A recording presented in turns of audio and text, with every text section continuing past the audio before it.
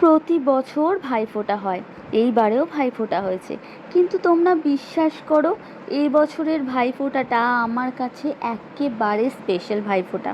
ছোটোবেলা থেকে কতবার ভাইফোঁটা দিয়েছি, নিয়ম পালন করেছি, কিন্তু এই বছরে যে শান্তি আর তৃপ্তি পেলাম তা আগে কখনো পাইনি। আসলে ভাইফোঁটা তো শুধু একটা নিয়ম নয়, এটা হলো ভাই বোনের পবিত্র বন্ধনের এক উদযাপন। এই বন্ধন কেবল রক্ষা চাওয়ার নয়, বরং একে অপরের পাশে চিরকাল থাকার অঙ্গীকার। আমার ভাই যে এখন ক্লাস 10-এ পড়ে, তার কথা বলতে গিয়ে আজ আমার বুকটা ভরে ওঠে।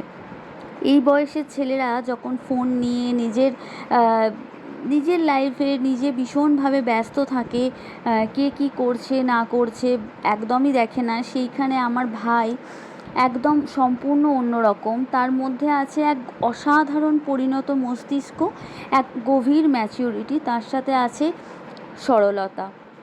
একজন দিদি হয়ে আমি গর্ববোধ করি যে সে আধুনিক মানসিকতার সঙ্গে এত সুন্দরভাবে নিজেকে ডেভেলপ করেছে। তার চিন্তাধারা এত পরিষ্কার, এত উন্নত যে আমি মুগ্ধ হয়ে যাই।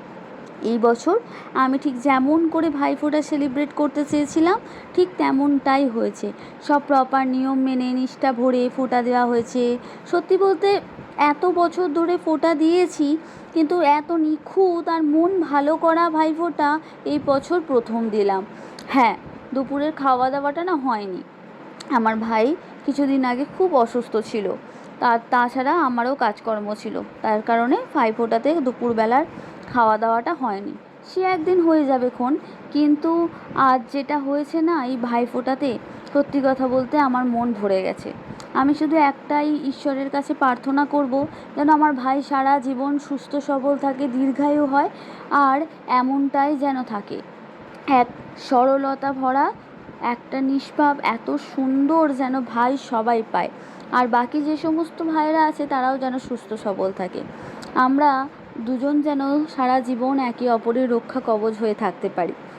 আর আমার ভাইকে এটাই বলতে চাই যে তোর তাতাই সব সময় প্রতিটা মুহূর্তে তোর পাশে থাকবে। জীবনে তুই যা যা করতে চাস তোর কেরিয়ারের জন্য, যেটাতে তোর ভালো হবে, সেই প্রতিটা এতেই আমি তোর